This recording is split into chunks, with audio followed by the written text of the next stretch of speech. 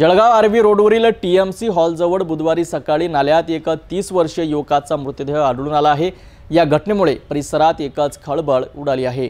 मृताची ओळख सय्यद अमीन सय्यद उस्मान वय 30 वर्ष राहणार आठवडी बाजार अशी झाली आहे। अमीन हा मजुरी करून आपला संसार चालवित होता, मात्र काल सकाळी घराबाहेर पडला।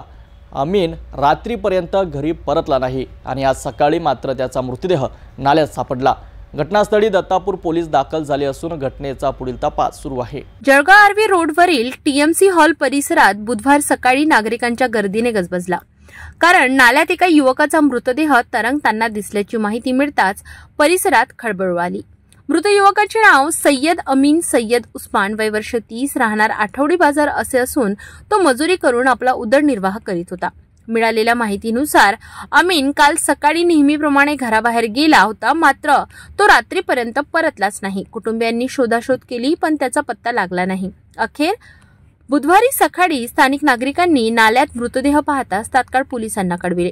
दत्तापूर पोलीस ठाण्याचे अधिकारी आणि कर्मचारी तात्काळ घटनास्थळी दाखल झाले। पंचनामा करून मृतदेह ताब्यात घेण्यात आला असून पुढील तपास सुरू आहे। या मृत्यूचे नेमकं कारण स्पष्ट झालेलं नाही। अपघात, आत्महत्या की आणखी काही संशयास्पद कारण हे सर्व पोलीस तपासानंतरच स्पष्ट होईल। दरम्यान या घटनेमुळे स्थानिक नागरिकांमध्ये भीतीचे वातावरण पसरले असून परिसरात चर्चांना उधाण आले आहे। दत्तापूर पोलिसांनी मृतदेह शवविच्छेदनासाठी पाठवला असून नेमकं कारण समोर येण्यासाठी तपास सुरू आहे। अमीनच्या मृत्यूमागचं रहस्य लवकरच पोलिसांच्या तपासातून समोर येईल अशी अपेक्षा आहे।